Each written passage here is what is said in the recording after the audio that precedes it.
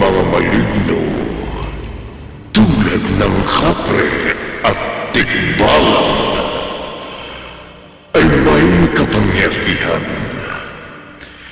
May kakayahang magsabot ng lagim sa mga karaniwang nilalang. Subalit, sa bagsik ng kapangyarihan kaya ng mga maligno, ay hindi na sila mapaglalalangan.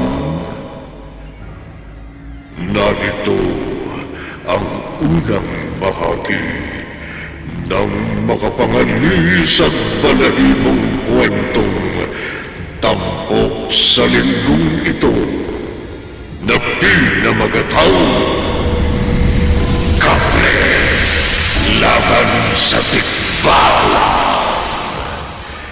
Sa isa na naman gabi ng lagi.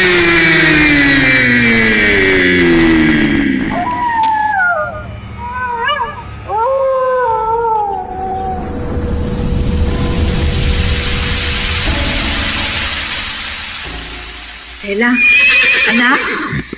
Stella, Nay, umangon ka muna. bakit po? Parang may kabayo doon sa labas ng bahay. Paano po magkakaroon ng kabayo sa bakuran natin? Wala naman tayong alagang hayop, Nay. Kasi kaninang bago kitang kinising, may narinig akong halinging ng kabayo. Oh, ayun.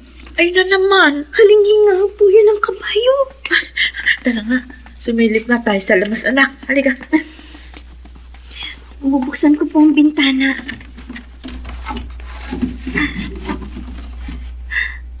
Stella! Inay! Stella! Ano po ito nasa labas ng bintana? Maligno yan! Tikmala! Tikmala!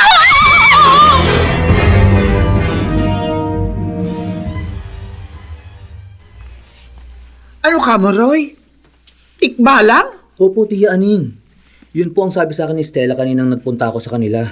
Tikbalang daw po ang nakita nila ng kanyang ina kagabi sa labas ng kanilang bahay. Kakilakilabot daw po ang anyo. Mabalahibo at maitim ang buong katawan na sa tao. Pero ang ulo, kabayo. Totoo ba yun? Naniniwala po ako kay Stella. Natural lang na paniwalaan mo siya. Dahil nanliligaw ka sa kanya. Chang, sinagot na po niya ako.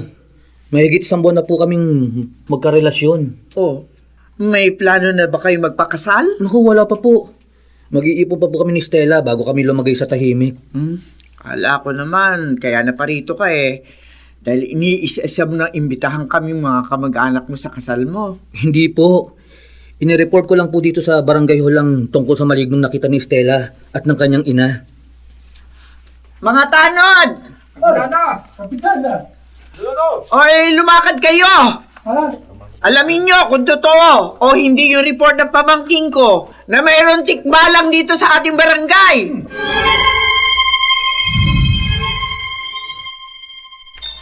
Roy, nakakita ka na ba ng tikbalang?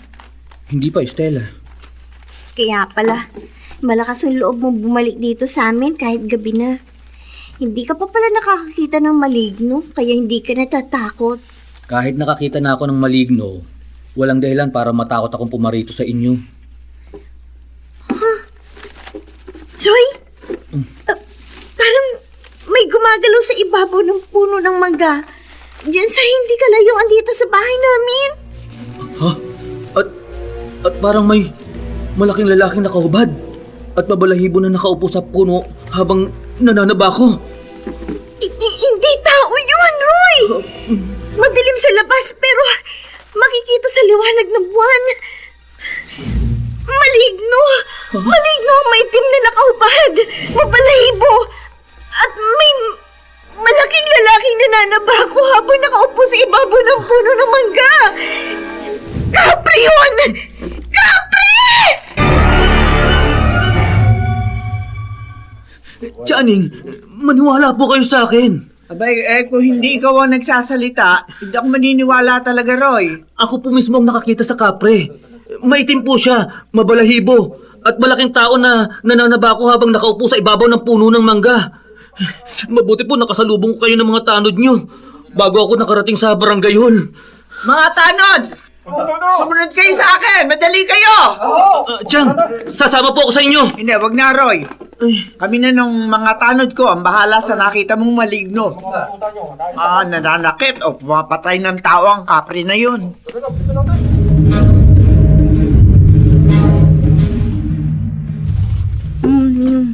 Nay? Ba't niyo yung po ginagalaw ang almusal niyo? May iniisip lang ako, Stella. Kasi nagtataka ako. Matagal na tayong nakatira dito sa Bukana ng Kaingin. Nung nabubuhay pa ang itay mo, hanggang sa nagkasakit siya at yumao nung nakaraang taon, wala kami nakitang maligno sa lugar na ito. Nagtataka nga rin po ko na eh. Mula nung maliit pa po ako, at ngayong dalaga na ako, saka lang ako nakakita ng maligno dito. Dalawa pa. Bakit kaya, anak? Ano? Bakit kaya may biglang lumitaw na kapre at tikbalang sa lugar na ito?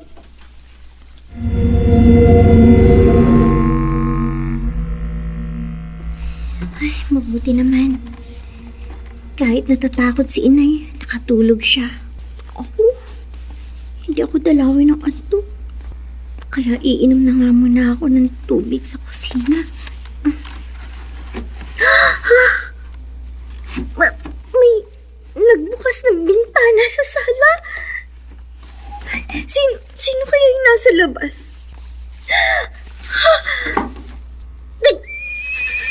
Nagbalang! Huwag kang matakot. Hindi kita sasaktan. Paparito ko. Dahil matagal na akong labis na umahanga sa iyong kagandahan. Ako si Tikbo. Isang binatang tikbalang na matagal nang umiibig sa iyo. Maligno! Huwag kang magkakamaling biguin ang pag-ibig ko, Esther. Dahil masama akong magalit. Kapag binigo mo ko, masama ang mangyayari sa iyo.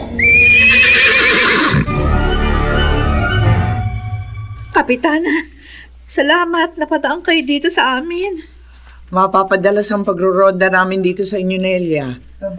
Dahil kinyak sa akin ang pamangkin ko na may mga malignong lumilitaw dito. Ay naku, totoo yun. Ang ipinagtataka ko lang, kayo lang ang anak niyong si Estela ang nakakakita sa tikbalang. At ang pamangkin ko naman si Roy, siya lang ang nakakita sa kapre. Pero hindi naman nakita ng mga tanod ko ang mga maligno. Maaaring natatakot o nangingilago yung mga yun sa maraming tao. Mga titsyempuhan din namin ng mga iyon. Ang tikbalang ang malamang matsyempuhan nyo, Kapitana. Dahil nanliligaw yun kay Estela. Ano ka mo? Oo. Nanligaw sa anak mo ang maligno?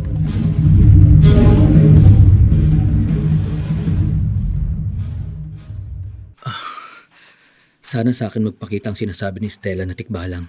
Kung totoong may gusto sa kanya ang malignong yon, kailangan magkausap kami. Hindi ako papayag na karibalin ako ng isang tikbalang. Ha? Ang kapre! Ang mabalahibo, nakahubad at malaking lalaking nananamako habang nakaupo sa ibabaw ng puno ng mangga. Nakatunghay sa akin. Ako si Capro, Kapro? ang pinakakinatatakutan sa aming lahi. Kaya susundin mo ang iuutos ko sa iyo. Dahil masama akong magalit. Anong... Huwag ka nang babalik sa lugar na ito. Hindi mo ako maaaring pagbawalan pumarito! Kapag hindi mo sinunod ang gusto ko, masamang mangyayari sa iyo. Mapapahamak ka. Bilib ako sa iyo, Roy. Akalain mo sa kabila ng nakapangingilabot na anyo kamo ng kapre, nagawa mo pang makipag-usap sa kanya kagabi? Habang kinakausap po niya ako, Inaambaan pa niya akong pasuin ang hawak niyang malaking tabako tiyaanin. At pinagbantaan ka kamo ng maligno? Mapapahamak daw po ako kapag hindi ko nilayuan si Stella. Lalayuan mo ba naman ang nobya mo? Hindi po. Kaya ka nagsumbong sa akin. Ganon. Ipinaalam ko lang po sa inyo ang totoo, yung tungkol sa mga maligno, para makapag-ingat kayo sa kanila. Kayo at ang mga tanod. Ang sabi ng inay ni Stella, pinagbantaan din ang nobya mo ng tikbalang. Sabi nga po sa akin ni Stella, Roy, mahirap na karibal ang maligno. Chang, hindi po ako natatakot sa tikbalang. Makapangyarihan yun. Basta para po kay Stella, handa ko pong itaya ang buhay ko. Matapang si Roy, Stella. Kaya nga po lalo siyang napapamahal sa akin ni Nay. At alam ko, handa ka niyang ipagtanggol sa lahat ng oras. Pati po kayo, ipagtatanggol ni Roy. Pero anong laban ng karaniwang tao sa maligno? Alam po yan ni Roy. Kaya lalapit daw po siya sa simbahan. Ha? Magpapatulong si Roy sa pare? Hihingi raw po siya ng mabisang pangontra sa mga maligno.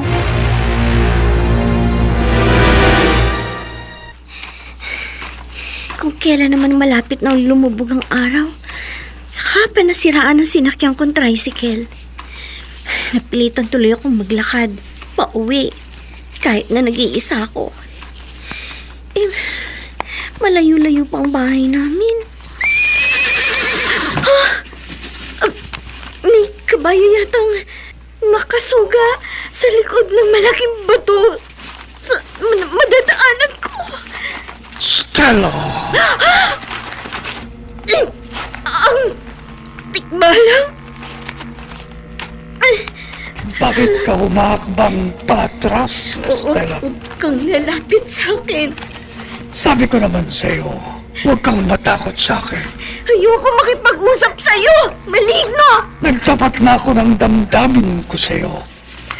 Handa kong gawin ang lahat para sa'yo. Kung papayag ka, sumakay ka sa likod ko. Ihahatid kita pauwi sa iyo. Hindi mo na kailangan maglakad. Hindi ka na mahihirapan. Sabi ko huwag ka lalapit sa akin! Oh, Ano man ang damdamin mo sa akin, kalimutan mo! Dahil hindi ako maaari makipag-unawaan sa isang maligno! Hindi kailanman! Stella! Sandali lang! Huwag kang umalis! Huwag mo kong iwan! Hindi mo ko maaaring biguin ni Stella! Stella!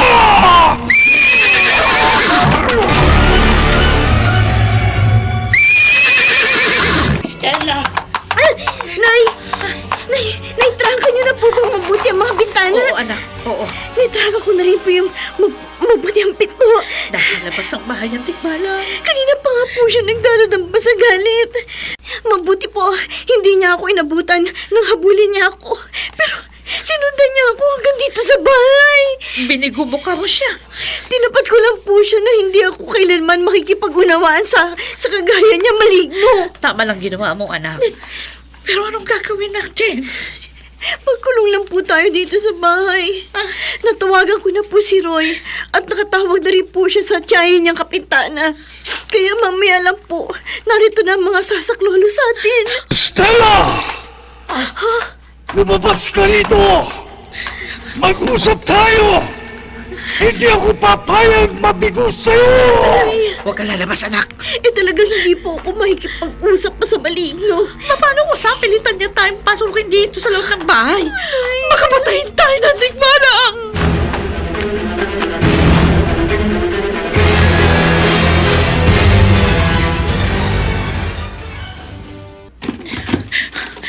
Ay, Diyos ko. Kahit hindi lumabas ng bahay si Estela, ayaw umalis ang tigmalang sa harap ng aming bahay.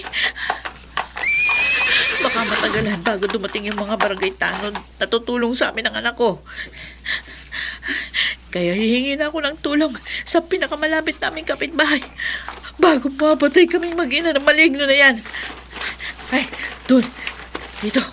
Dito sa likod bahay ako dadaan para hindi ako mapuna ng tikbalang. Matandang babae! Parang may tumatawag sa akin. Wala naman ako nakikita na ibang tao dito sa paligid. Ah, ano itong nalalaglag na baga? Atabaw galing sa itaas ng puno. Ani? Ah! Ang inom ko! May kapring nakaupo sa ibabaw ng punong mangga. Nananaba ako! Nakatungay sa akin! Ang kapre!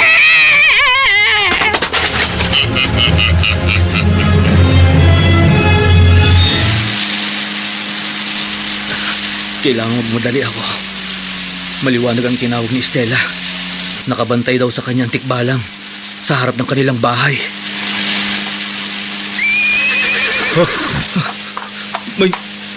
May maligno nga sa harap ng bahay ni na Stella. Nakapangihilabot ang anyo, maitim, at babalahibo ang katawan na sa tao. Pero may ulo ng kabayo. Ngayong naiparada ko ng motorsiklo ko. Hoy! Tikbalang! Lalaki. Ako ang harapin mo!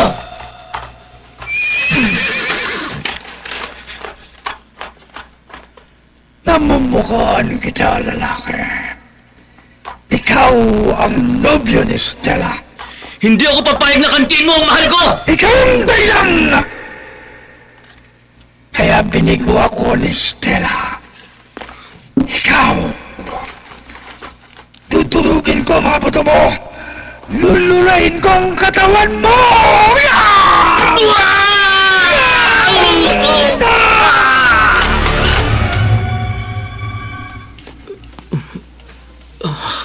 Oh, mabuti. Nagkamalay ka na, Roy. Tiyaning, Narito ka sa ospital. Isinugod ka namin ng mga tanod dito na matagpuan nga namin sa harap ng bahay ni na Estela na walang malay.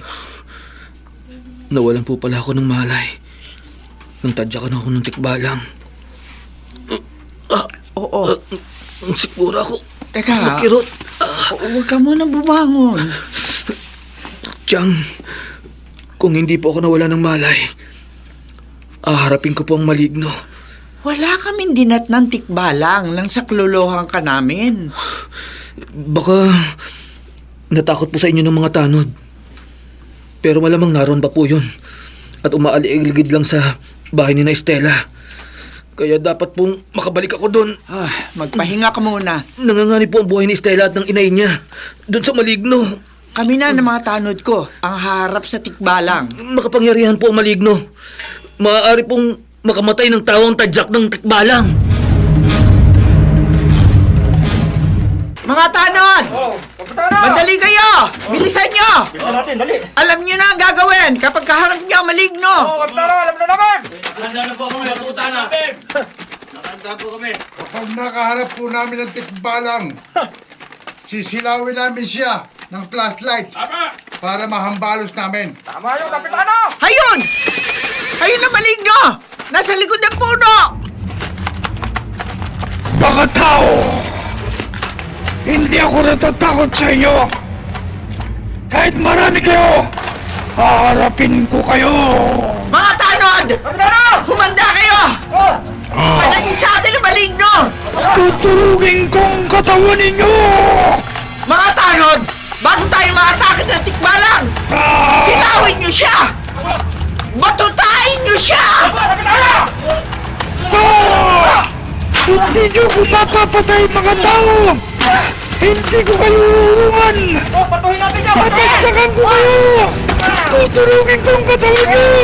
Papatayin ko kayong lahat!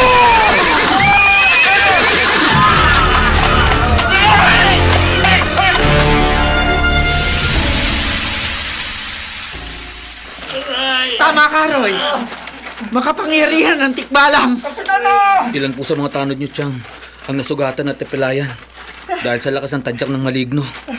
Kaya nga dinala ko sila sa ospital. Pati nga ako, muntik nang natadyakan ng tikbalang kung hindi ako nakailag. Mabuti po nilabayan kayo ng maligno. Nilubayan rin namin siya ng mga tanod ko dahil nakita namin ng inay ni Estela na walang malay doon sa likod bahay. Bakit hindi niyo pa po isinama si Aling Nela dito sa ospital? Natauhan na kasi siya sa bahay nila. Nawalan lang daw siya ng malay sa laki ng takot sa kapre. na nagpakita sa kanya. Chang, nakita niyo rin po ba yung kapre? Hindi. Pero itinuro ng ina ni Stella sa amin na matanod ang puno ng mangga na kinakitaan niya sa higanting maligno. Chang, wala pong laban sa mga maligno ang gaya nating mga karaniwang tao. Hindi kami natatakot ang mga tanod sa tikbalang at kapre. Paghahandaan namin ang pakikipagsagupa sa kanila. Kung nahirapan po kayo sa pakikipaglaban sa tikbalang, Chang, malamang nalalo po kayo mahirapan sa kapre. Higanti po yun. At may malaki pang nagbabagang tabako.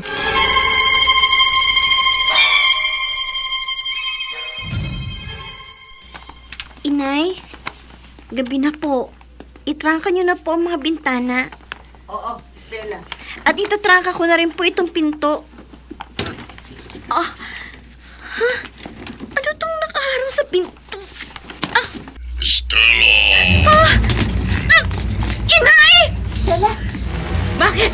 Inay, hindi ko po maisara ang pinto dahil nakaharang ang daliri ng kapre. Oh, Diyos ko! Ang higanting maligno!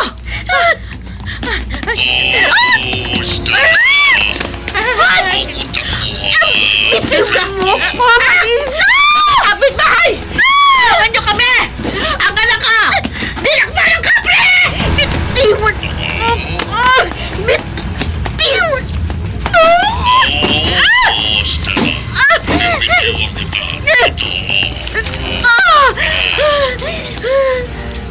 Inilapag na kita at pinitiwan sa itaas ng puno ng mangga. Hindi na kita hawakan. Pagmamasdan ko na lang ang ganda mo habang ako'y nananaba ko.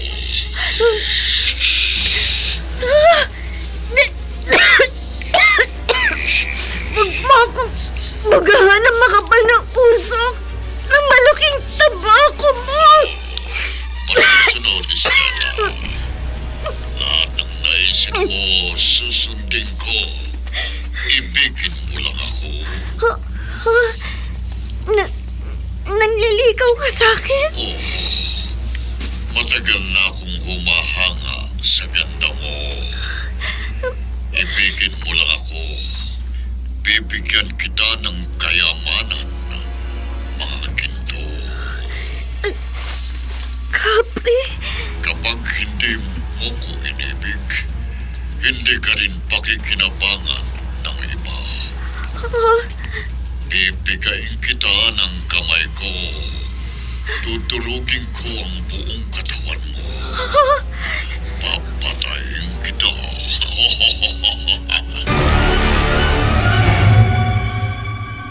Roy! Aling Nelia, Oy, mano po? kaawaan ka ng Diyos. Saan po ang lakad nyo? Ikaw talagang sadya ko. Nung mabalitaan namin ni Stella na nakalabas ka na sa ospital. Kauuwi ko lang po. Magpapahinga lang po muna ako. At mamayang gabi, pupunta po ako sa inyo. Anak ko, yan ang ikinatatakot ni Stella na gawin mo. Kaya nga pinapunta niya ako dito sa'yo. Para sa iyong kabutihan. Huwag ka na raw pumunta sa amin, sabi ng anak ko. Aling Nelia, Ayaw ni Stella na lalong manganib ang iyong buhay. magiging maingat na po ako kapag nakaengkwentro ko po ang mga maligno. Bukod sa tikbalang, may kapre pa na nanligaw sa anak ko. Roy, mga malignong karibal mo kay Stella. Hindi po ako natatakot sa mga maligno. Ay nako, huwag sanang matigas ang ulo mo, no? Sundin mo ng pakiusap ng aking anak para hindi madali ang buhay mo sa kamay ng kapre at tikbalang.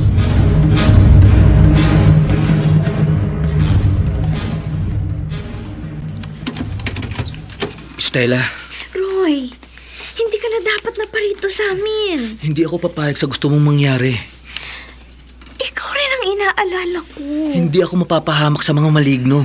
Pero makapangyarihan ng tikbalang at ang kapre. Stella, may paraan para labanan sila. Wala kang kalaban-laban sa mga maligno. Kesa mapahamak ka, tayuan mo na lang ako. Limutin mo na ako. Maglimutan na tayo. Hindi. Ipaglalaban ko ang pag-ibig natin. Lalabanan ko ang mga maligno. Roy, ayoko mapahamak ka. Ang tikbalang, ang kapre, sila ang madidiskrasya kapag nakaharap ko sila. Malakas ang paniniwala ko, Stella. Kung makapangyarihan ng mga maligno, mayroon din silang kahinaan. Mayroon din silang kamatayan. Kapag nakita ka nila uli, kapag nalaman nilang patuloy pa rin ang ugnayan natin, malamang patayin ka na nila. Kaya sundin mo na ako sa ayaw at sa gusto mo. Umalis ka na at huwag nang babalik dito. Pero Estela, Umalis ka na!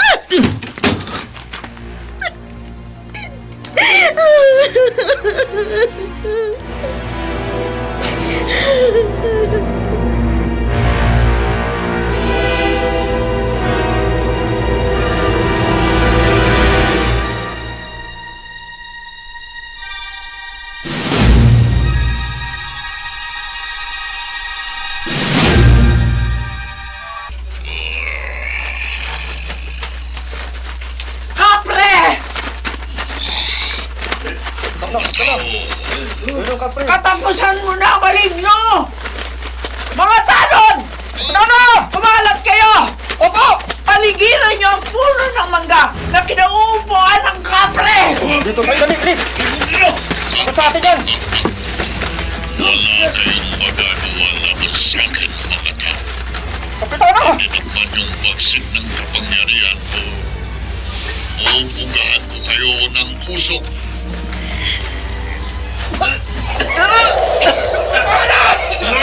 Sinugahan kami ng kapre ng usok ng kanyang taba ko! Babalutan kami ng mga balat mainit na usok! Hindi kami nakahinga! Hindi namin siya makita! Gamitin niyo ang mga tinulisang kawayan! Sibatin niyo ang maligno! Patayin niyo ang kapre! Kapitana! Kapitana!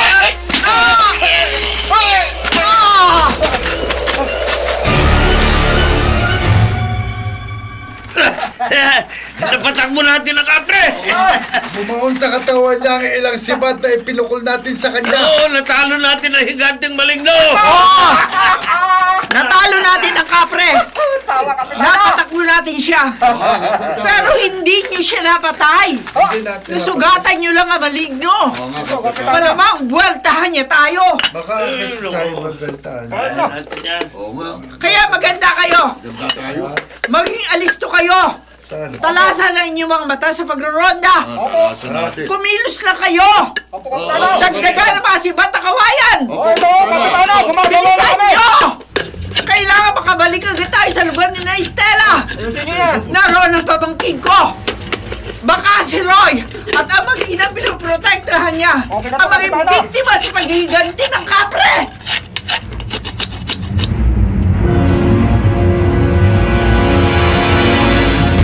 Kung inaakala ng mga tao na nadaig nila ako, nagkakamali sila.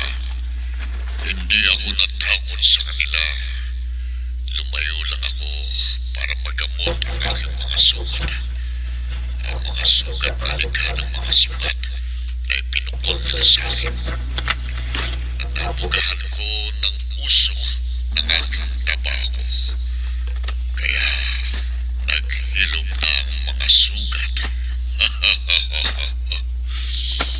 Sa susunod na makaharap kong mga tao, kailangang iwasan kong masugatan uli nila ako para masalakay ko sila, para mapatay ko silang lahat. Kapro! Sino kang nakakubli sa likod ng malaking puno? Bakit kilala mo ko? Walang hindi magkakakilala sa mundo ng mga maligno. Tikbalang. Ikaw, Oo, kapro. Ako nga. Kapre ka. Tikbalang ako. Pero lahat tayo ay magkakilala sa ating daigdig. bakit ka narito? Matagal na akong nagpapabalik-balik dito. May isang magandang babae na nakaakit sa akin sa lugar na ito. Pareho tayo. Pareho tayo. Kaya ko, naakit ka rin kay Stella. Paano nalaman Si Stella lamang ang pinakamaganda sa lugar na ito. Magkaribal pala tayo. Pero may taong sagabal para magbalik at hindi tayo mahalin ni Stella. Alam ko, Si Roy, pinagbantaan ko ng lalaking yon. Pero patuloy pa rin siyang lumalapit kay Stella. kaya nga papatayin ko siya. Talagang dapat mawalang lalaking yon para isa sa atin ang mag-angkin sa magandang tagalupa. Magagawa natin yan kung magiging magkapanalig tayo para wala ring magawa ang mga tao laban sa atin. Pahig ako sa'yo. Maging magkapanalig tayo para mapatayin natin ang lahat ng mga taong nais nating patayin. Palag ako, kapro. Maging magkakampi tayo at magtulong tayo sa pagsasabog ng lagim sa mga tao.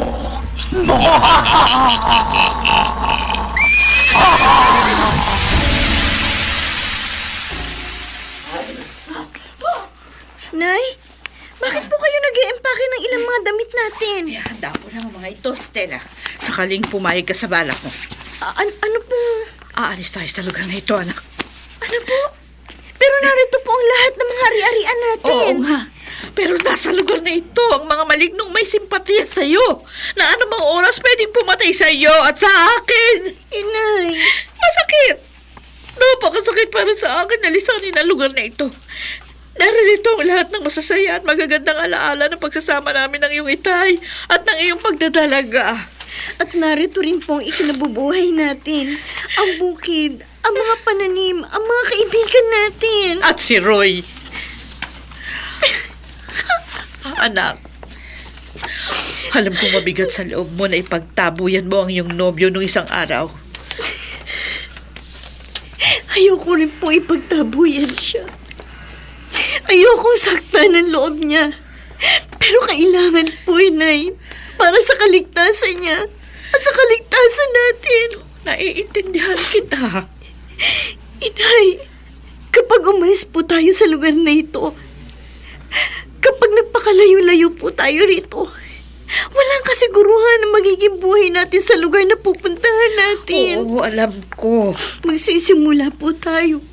Makikisama sa magiging mga kalugar natin. Mahirap. Malamang mahirapan tayo sa lilipatan natin. Pero mas gugustuhin ko ng mahirapan kaysa mahulog ka sa kamay ng isa sa mga malignong may simpatiya sa iyo. Sige po, Inay. Payag po ako sa balak ninyo. Tutulungan ko po kayo sa paghahanda ng mga dapat nating dalhin. At isang araw, kapag nakahanda na po ang lahat, aalis tayo sa lugar na ito. Paano makalayo tayo sa mga malignong nanliligaw sa akin? Salamat. Salamat at naiintindihan mo ako.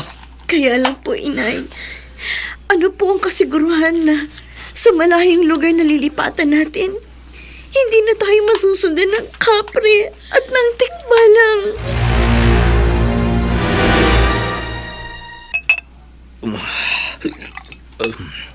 Roy, Mano po siyang aning? kaawaan ka ng Diyos. Inom po tayo. Hindi ka dating umiinom. Kailangan ko po ito Chang. Para... Ano ba ang problema mo?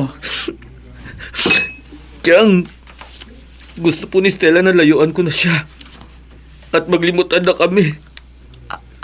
Ano daw ang dahilan? Ang mga maligno po. Ang kapre at ang tikbalang na nagbantang papatayin si Stella at ang inay niya kapag nagpatuloy siya sa pakikipagrelasyon sa akin. Salot ang mga yun. Kaya dapat lang na mawala sila. Channing, ang tikbalang po at ang kapre, magkasama sila. Nasa di kalayuan, nakatanaw sa atin. Sige. Maiwan muna kita. Titipunin ko mga tanod para sagupain uli namin ang mga maligno. Sasama po ako sa inyo, Chang. Hindi na! Tutulong po ako sa inyo. Huwag na! Tikbalang! Kapre! Huwag na kayo mamerwisyo ng ibang tao! Ako na lamang ang harapin niyo, mga salot! Hinahamon ko kayo! Magsagupa tayo! Maglaban tayo, mga maligno! Kahit magtulong kayo, haharapin ko kayo! Magpatayan tayo! Ah!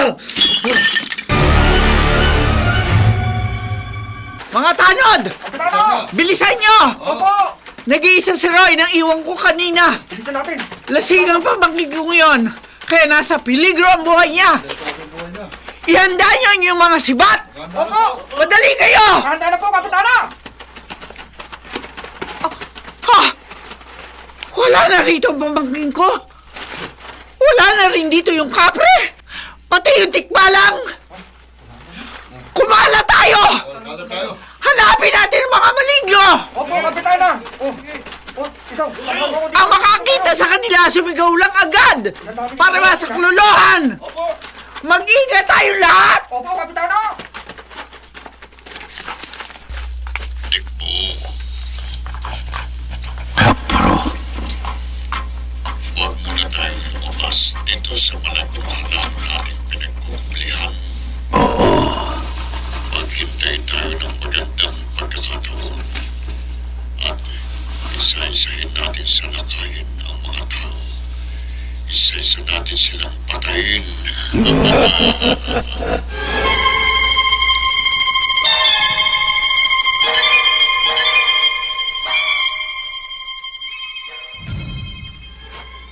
Mga maligno! Kapre! Tikbalang! Lumabas kayo! Huwag kayong magtago! Mga duwag! Bago nyo maagaw sa akin si Stella, magdadaan muna kayo sa ibabaw ng aking bangkay! hindi ako tuwang tao. Tikbalang! Muntik na kitang napatay. Makakaganti rin ako sa'yo! Ngayon tutuluyan na kita. Nagpas ang tadyak mo, Tikbalang! Ano yung inilalabas mo sa iyong bulsa? Benditarong tubig ito! Benito! Isasaboy ko sa'yo, maligno! Hindi! Huwag na to! Sige, maligno! Mag-isay ka! Magnas ka! Mamatay ka!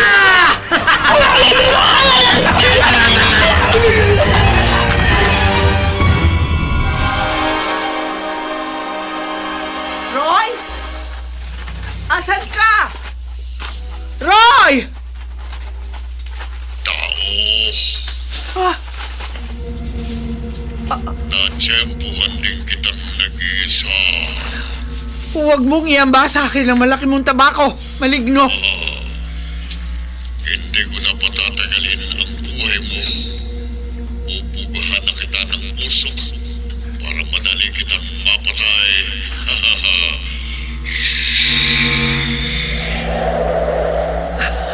Nalansi ka rin namin, kapre.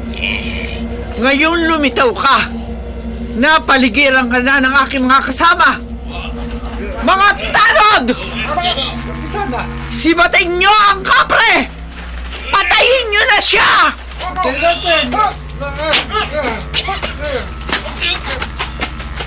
Hindi niyo mapapatay ang aking kapanalig.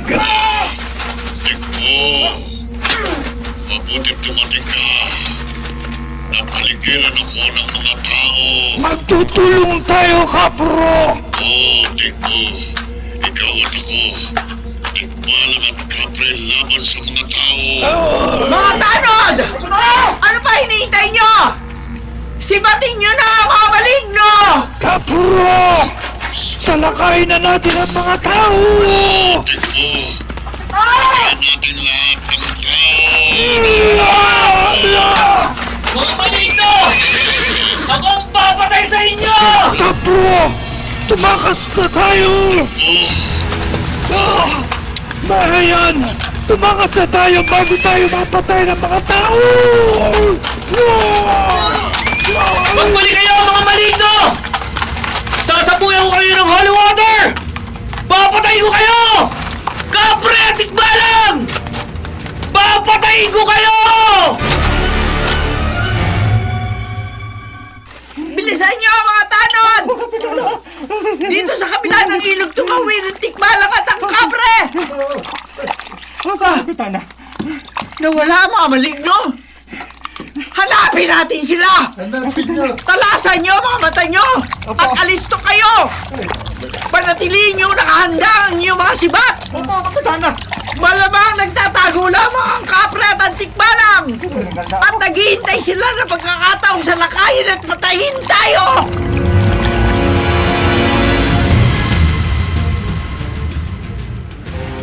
Mga maligno! Kapre! Tikbalang! Lumabas kayo! Ngayong humulas na ang kalasingan ko, bibigyan ko kayo ng magandang laban! Narito ko, lalaki! Buhay ka pa, ha? Naagnasang bahagi ng katawan kong nasabuyan mo ng penitadong tubig. Pero hindi mo na ako mapipinsala uli! May botelya pa ako ng holy water! Hindi mo na magagamit yan laban sa amin, lalaki. Kapre! Mula dito sa kinabukan, susunggaban kita. Bitiwa mo ang kapre! Hawakan mo siyang mabuti, kapro! Atin mo, hindi siya makakaulit mo sa pagkakakawa. Ilalantad ko sa iyong buong katawan niya. Habang hindi ka makagalaw, lalaki, tatadyakan kita! Papatayin kita! Iya! Iya!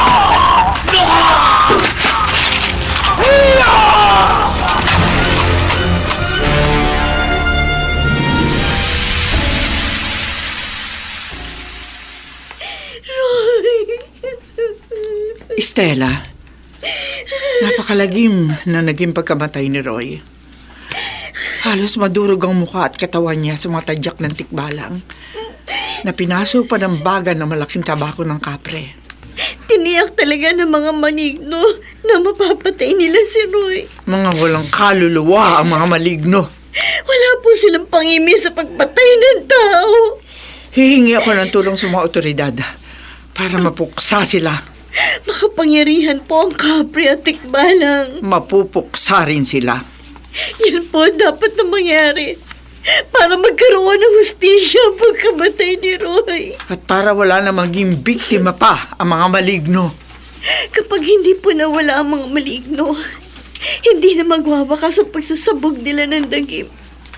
Patuloy na papatay at papatay ng mga tao ang kapre at ang tikbalang.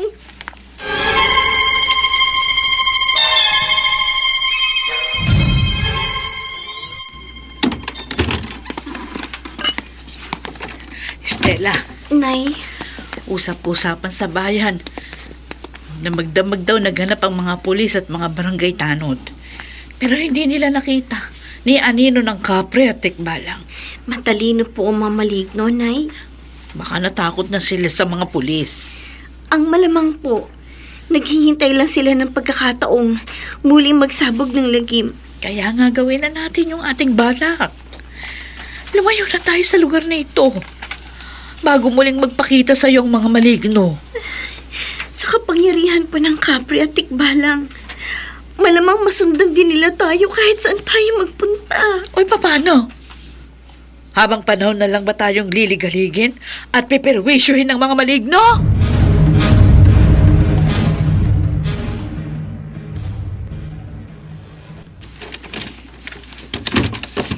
Sasamantalahin kong nakatulog na si inay bago ako lumabas ng bahay.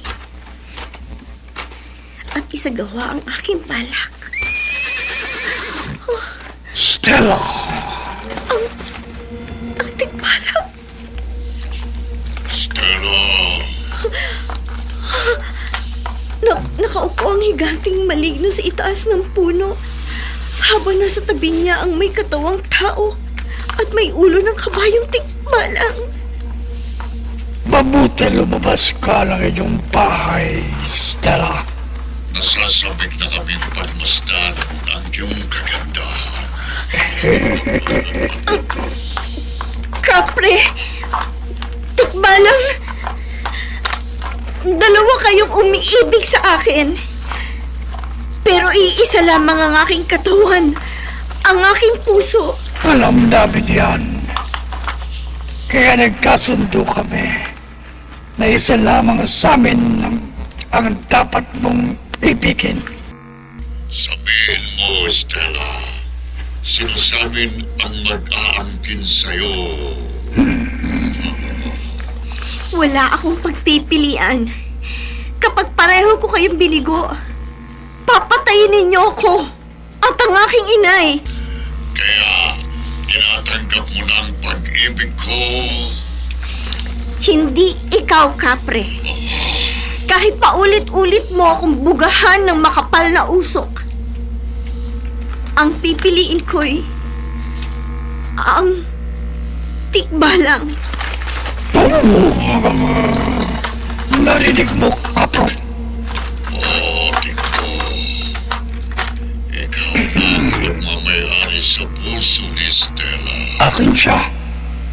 Ang sino mang magtangkang magawin sa akin si Stella, mamamatay. Kauman o maligno.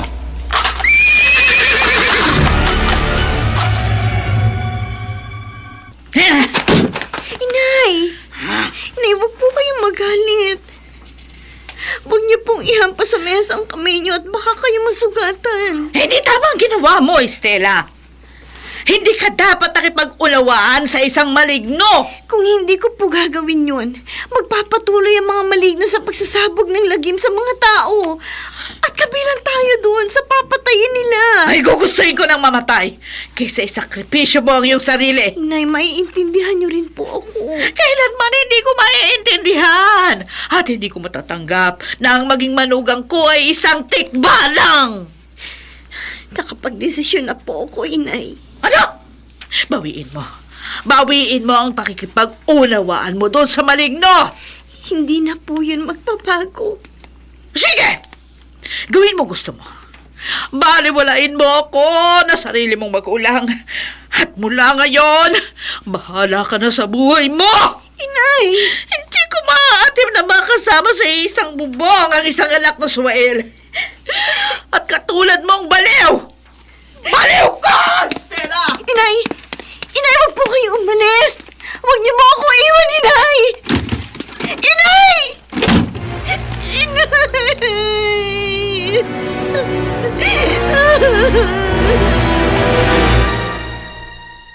Kapitana, tulungan mo po ako.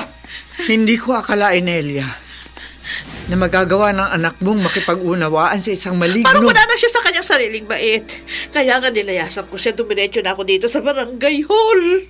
Masyadong dinamdam ni Estela ang pagkawala ni Roy. O hindi ko na nga alam ang gagawin ko para mapalayo siya sa maligno. Susubukan ko rin kausapin at paliwanagan ng anak mo. Ay, salamat o, Kapitana. Pero kung kayong sariling magulang niya, binaliwala ni Estela, ako pa kayang ibang tao ang pakinggan niya? Mapakiusapan ko kaya siyang lumayo o sa tikbalang?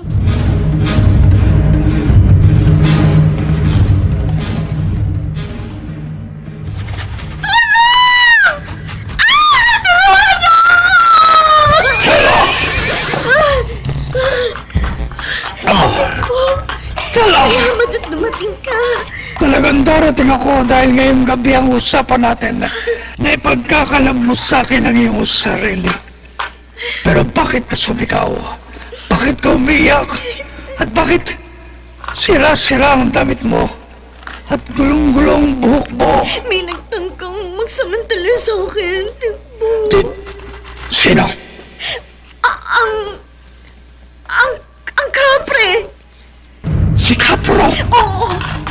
Hindi raw niya matanggap ang pagkabigo niya sa akin. Kaya tinaka niya ako pagsamantalahan. Umalis lang siya na magsisigaw ako. Sumira siya sa aming kasunduan.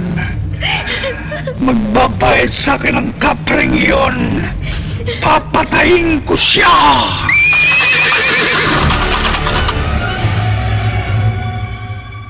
Walang dahilan para magalit ka sa akin. Huwag ka nang magmaang-maangan, Kapro. Sumira ka sa ating kasunduan, Hindi. kaya papatayin kita. Sarado ng isipan mo. Kaya hindi na ako makikipagtalo sa'yo. Pero hindi ako papayag na pagbuntunan mo ko ng galit. Hindi mo ko mapapatay. Mapapatay kita!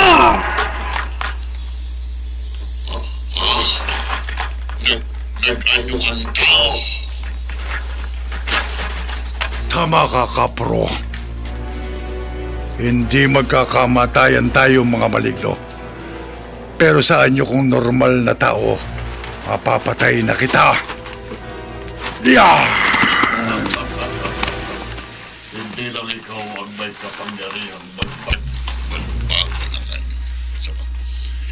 Hindi lang ikaw ang may kapangyarihang magbago ng anyo. Ha! Nag-anyo ka ring tao. Oo, Tikbo. Sa anyo nating mortal, mayroon na tayong kamatayan. Pero, magagawa na nating patayin ang isa't isa. Sibat ko laban sa sibat mo, Kapro. Laban! Itatara ko ang tinulusang kawayan na ito sa iyong puso. Uunahin kong ibaon ang sibat ko sa dibdib mo! Hayaan mo na!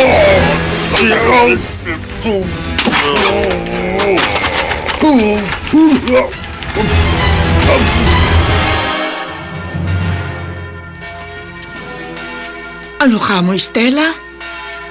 Patay na ang kapre at ang tikbalang? Opo, Kapitana.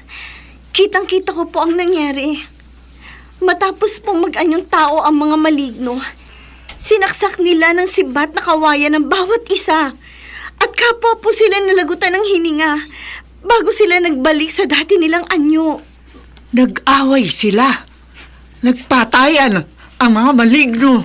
Yun po talaga ang plano ko, Kapitana. Sinadya ko pong pag-awayin ng mga maligno para magkamatayan sila. Para matapos na po ang pagsasabog ng lagim ng kapre at ng tikbalang.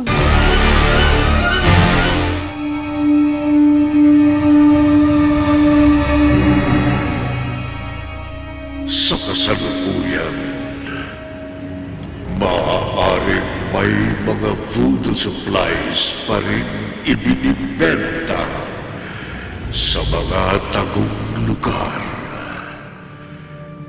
Subalit, mayroon pa kayang maglakas loob na gumamit ng kapangyarihan ng voodoo na nag-aanyaya at naghahatid ng lagim.